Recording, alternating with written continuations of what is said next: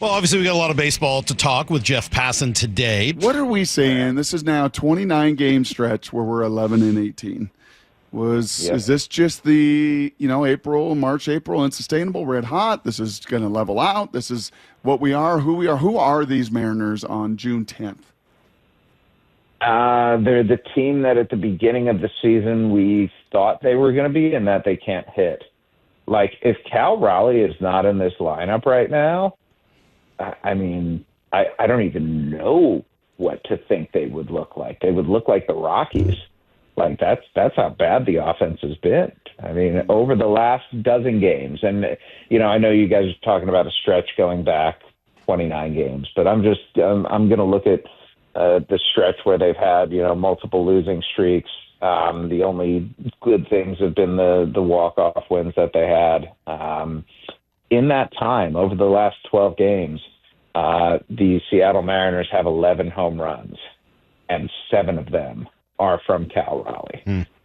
Over these last 12 games, here are the RBI leaders for the Mariners. Cal Raleigh, 16. J.P. Crawford and Randy Arozarena are next at 4. Cole Young at 3. Rowdy Tellez and Leody Taveras and Donovan Solano and Dom Canzone at 2, and then a few guys at 1, including Julio Rodriguez. They are striking out more. They are walking less. That Mariners offense that we saw during that period where they, finally came back and took over first place in the American League West, it has disappeared. And it's a bad time, guys, for it to happen, because when you have outings like the one we saw from George Kirby a few days ago, when you're having the starting pitching and the pitching altogether hasn't been great, but it has not been poor. When you have that and you cannot complement it with even a mediocre offense, let alone an average one, like, it's just wasteful, and they are in danger of falling behind a concerning number from the team that has owned this division for a decade now. Yeah, 3 games as of today. They stand behind the Astros. Jeff, you and I kind of were chatting via text before the season began about payroll versus money versus where you're spending the money that you do have. And, this is probably a situation where there's not, there's a spectrum of problems here. So when you're only spending what the Mariners spend, obviously it hurts your ability to make mistakes, et cetera, and you probably have to shop in a different part of the store than if you're spending what the Dodgers or some other teams spend. But we were going through some of these numbers, and credit to our guy Lyle here who had done some of this research. And, you can come up with, just over the last 2 years, more than $110 million spent on about 5 or 6 WAR, according to Fangraphs. And that is with 3 or 4 guys taking up like most of it, and like 7 or 8 guys actually accounting for negative wins. Yep.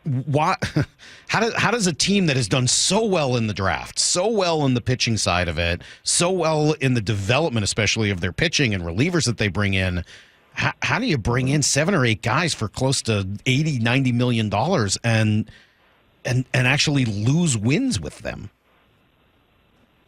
It comes down to this. It's not just that performance is paid for in free agency. I think consistency is what you're paying for. And when you're bringing in guys on 1-year deals or 2-year deals at a max, like, looking at Mitch Garver, for example, he's a guy on a 2-year deal. Mitch Garver had been extraordinarily inconsistent throughout his career. He had shown signs where sometimes he looks like a great player, as he did in his walk year, and some years he just looks completely lost. And the reason that Mitch Garver got 2 years as opposed to 3 or 4, some of the longer-term deals, is because of that lack of consistency. So every time you're signing guys to these short-term deals, they're getting short-term deals for a reason, right? And that reason almost always goes back to they just haven't been able to consistently produce. So I agree with that, and I understand that. The problem I think you run into is that Reese Hoskins signed for basically the same deal. He's been pretty good, right? I mean, I know you got to get some of those right. You can't be wrong as often as they have been, even though I understand. Who have the Mariners signed for more than $12.5 million a year? I mean, no one. I'm not. The only person they brought back was Mitch Haniger.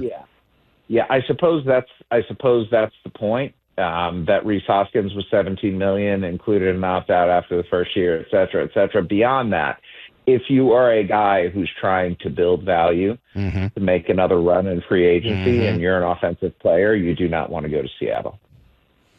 Jeffrey, can you help me understand this? Pass him with us as he is every Tuesday. Jeff, hold on. Let me just go back to it for 1 second, and then we kind of move on. I'm not trying to argue that they shouldn't spend more money. I think the part of the problem is with the money they added up together, with Garver and Polanco making this year $19 million, or almost 20. Yep. That's the money that you could have spent on Paul Goldschmidt or on Matt Chapman or on Reese Hoskins or some of the other names that we've talked about. I think that's sort of the point I'm trying to make. Not that, look, I get it. More money for contracts is going to lead to better players with more consistency and all of the things you just said. I agree with all of it. The problem here isn't just choosing the wrong guys. It's choosing how to spend the money you do have. Yeah, and I think that's fair. When you have a finite amount of money, though, I think the instinct is more to spread it out because, God forbid, that if you put it all in one place and the guy gets hurt or the guy doesn't perform, you have fewer opportunities to go and get productivity out of players. I don't necessarily agree or disagree with that. I think it's context-based, and it depends on where the holes are in your lineup and how much money you have and what the free agent classes at each of those positions looks like. Like it's always a very fluid thing. And I think if your tack as an executive is to go one way all the time, you're backing yourself into a corner. You're not doing what you should. That being said, I tend to agree with the idea of going in on the bigger guy. And especially if you have a development system the way that the Mariners do, filling in some of those other roster spots from within.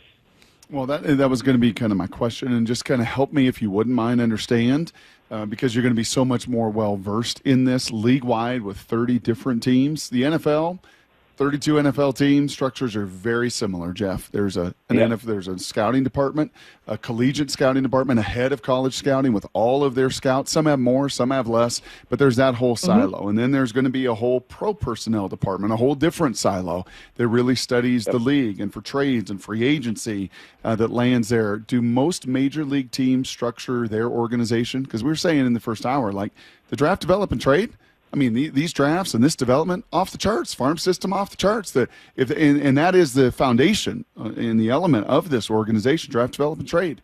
That's been a home run. The pro personnel side of it has been, not just the last 2 years, last 3, 4, 5 years have been a challenge. Do teams structure it similarly, or are there different ways that they go about that kind of work?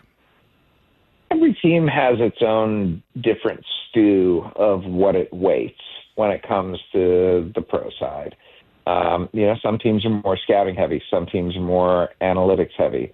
I would say the Mariners probably fall more into the analytics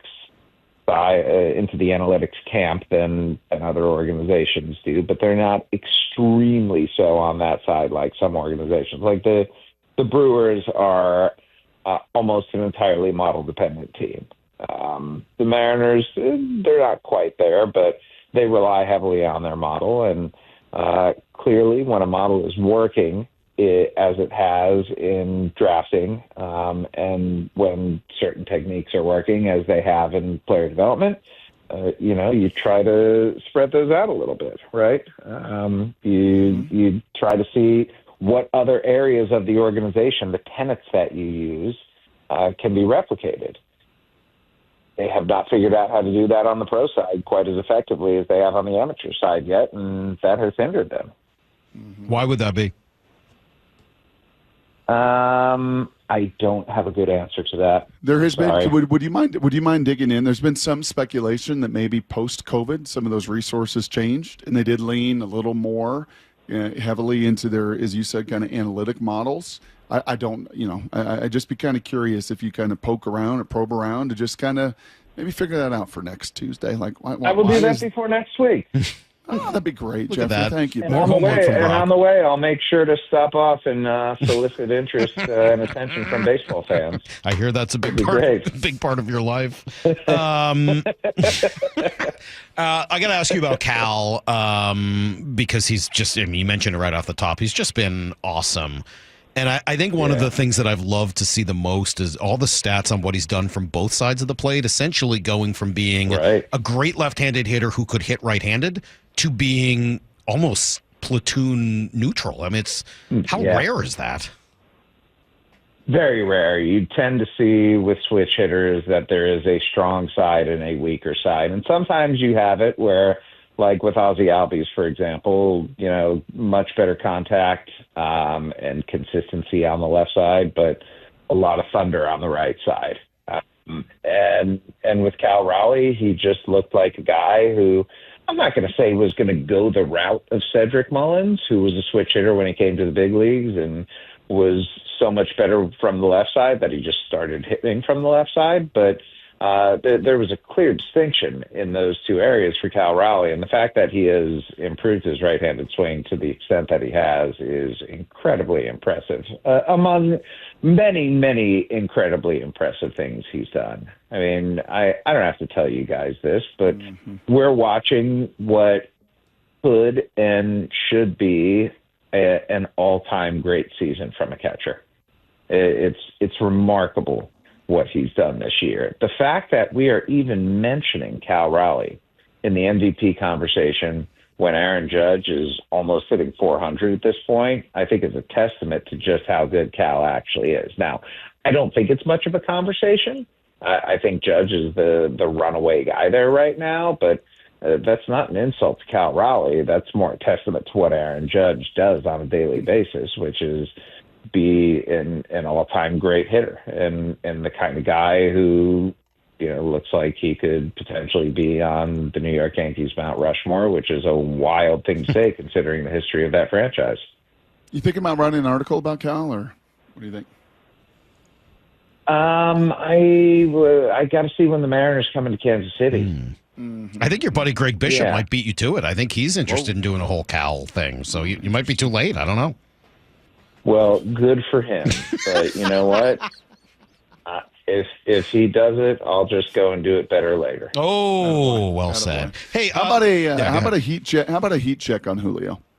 Just a little heat map, just a little heat check for all of this about Cal. You just mentioned there these 12 games, one RBI. I don't think a home run in the 12. Like just kind of a heat check because there's some things he continues to do extraordinarily well. Unfortunately, Taveras had to play, one game in center field, and that was it. DFA'd after the struggles there, and it just shows you how unbelievable Julio is out there. And all the runs saved, 10 runs saved, which is, I think, third best at any position in all of Major League Baseball there defensively. Just kind of a heat check for Jeff Passan on where Julio finds himself. When it comes to Julio, I am perpetually running into the problem of comparing what he is to what I and plenty of others wanted him to be. We wanted him to be Corbin Carroll, and instead he might just be like a very good player. And there's nothing wrong with what Julio Rodriguez is doing right now. He is an above-average hitter. He is a very, very good defensive center fielder. Had he never signed that deal, Jeff, and I'm sorry to cut you off, had he never signed that mega contract, you think it'd be easier? Do you think it'd be easier to just kind of absorb the journey that he has been on these 3 years? I don't. I might be different than others, Brock, because I don't look at that contract as like an anchor. I don't view him through the lens of that contract in the same way that, say, I look at Juan Soto. because I don't think the contract, considering what he had shown, who he was going to be, was ridiculous by any means. And I beyond that, I don't think the Mariners are hamstrung by that contract. Mm-hmm. If you're paying Julio Rodriguez what you're paying him right now for the level of production he's providing, you're happy with that. Like you're okay. Just take out all of the expectations, take out all of the projections, and just look at raw numbers here. Salary versus wins above replacement. Julio Rodriguez's contract is perfectly good. Yep. It's not one of those where you're like, oh my God, they're squeezing, tens of millions of dollars in marginal value a year out of this. Yep. It's not quite like that, but it's a pretty okay contract. Like you're perfectly happy with it if you're the Mariners. You're not over the moon because he hasn't reached those 70th or 80th or 90th percentile numbers. But you're fine with it. It's certainly not hamstringing the Mariners from doing whatever else they need to be doing. And looking at some of those numbers, he's probably an all-star this year. Not a starter, but, I mean, there's a pretty decent chance he ends up as an all-star, so we'll see where it goes. Just have a couple minutes. I want to ask you about two national things quickly.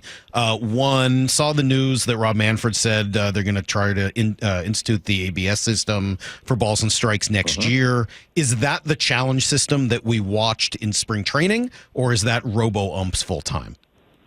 That is the challenge system. They're not going to do full-time robot umps. And would they have the same number of challenges, which was only, 2, and then you could keep getting more if you get it right? Or will they have more than that? I believe that their instinct right now is to go 2, but I think that's all up for negotiation too. You know, when they get together with the competition committee and the players' voices, the players' voices will be heard. Will they be listened to? That I don't know. If they have any of the players from last night's Mariner game on either side of the plate, I think they will be very strongly considering the need for a challenge system. Some awful calls last night, but it's cool because CB Buckner's got the game behind the plate tonight. Another national sort of bigger picture baseball thing. I keep seeing this. It feels like there's been a change in strategy. Why across the league? With in late game situations, tie game, extra innings, that type of stuff, men on first and third, one out. I keep seeing the infield in. I don't get it. Like, to me, why aren't at least the middle infielders at double play depth to get out of the inning with a double play? Why are they're like walking guys to set up a double play and then bringing the infield in? Yeah, it doesn't make a ton of sense. Okay. Well, do the numbers tell you there's more bang bang plays to throw them out at home than there is? But you're not getting to as many balls when your infield is in. It's a huge risk to bring the infield in. I'm going to guess there's reams of data that say. I would assume, but man, it doesn't make a lot of sense to me. I think the score is important there too. Like, are they up a tie run score, or extra down innings a last run, night. or is it Tie tied? score. Yeah, I see a lot in tie games. games. Yeah, I saw it last night. We saw it last week. We saw it the week before. Both sides. This is not criticizing one manager or another. I've seen it a lot where they're like, all right, tie game. Let's bring man on third. Let's Less walk than 2 outs. Let's walk the guy and then bring the infield in. Yeah, it could be something as simple as a hitter and his tendencies, where he tends not to hit the ball up the middle a whole lot. But for that to happen multiple times in a row, that's not all that likely. I'll ask around about that one too. If you have some time, ask her. I'm just curious whether there's been a change in philosophy. And by the way, keep the guys in the corners in, fine. It just surprises me you wouldn't play the middle infielders at double play depth, and I've seen it all around the league for the last year or two. Who were the runners too? I think that matters too. Last night, how often do these guys get doubled up? Josh Naylor last night. I mean, he's not exactly a speed demon. Josh Naylor can move a little bit. All right, but he's not. But he's going to ground into double plays. He is left side though, so he's got a quicker route to first base. I'm just trying to take into account all all the little things. Just do your homework. Just do your homework. Come back to us. Last thing, just total gut instinct here from writing The Arm, being a New York Times bestseller. You ever been that, Bishop? A New York Times bestseller that you have been on that book, The Arm. Bryce Miller going back to the IL. Dan Wilson saying the cortisone shot maybe the first time around didn't do its job. If you were to speculate as to what this next step is for Bryce Miller with that bone spur, what do you speculate? I think it goes rest for longer this time. Try to come back, and if there's any sign that there's discomfort there, it's surgery at that point. Well, let's hope it works out. It's just one of the big bummers here of the last couple of weeks is just not having Bryce Miller. I cannot believe we didn't talk about the Kirby outing. It was awesome. Oh, so good. It was so long ago. It was so good. Oh, my God. Just watching him dot corners and run fastballs back over the inside or outside corner at 96 with such immense precision. It was Maddox with velo. It was Maddox with velo, which when he's at his best, what awesome. He is.